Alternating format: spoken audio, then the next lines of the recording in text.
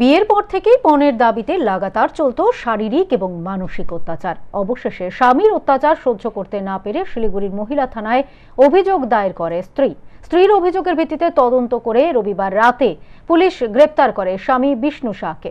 স্ত্রীর অভিযোগ, দিনের পর দিন বাড়ছিল সেই টর্চার। শেষমেশ উপায় না পেয়ে স্বামীর নামে অভিযোগ দায়ের করল স্ত্রী।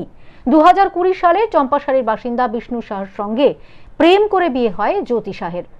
অভিযোগ, বিয়ের মাসখানেক পর থেকেই জ্যোতিকে পণের জন্য চাপ দিতে থাকে তার স্বামী এবং এর জন্য তাকে মানসিক এবং শারীরিকভাবে হেনস্থাও করা হতো বলে অভিযোগ। শেষমেশ গত 18 ডিসেম্বর শিলিগুড়ি মহিলা থানায় অভিযোগ দায়ের করে নির্যাতিতা জ্যোতি শাহ।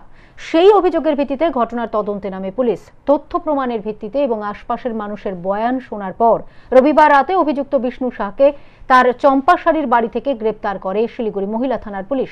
সোমবার ধৃত বিষ্ণু শাহকে শিলিগুড়ি আদালতে তোলা হয়।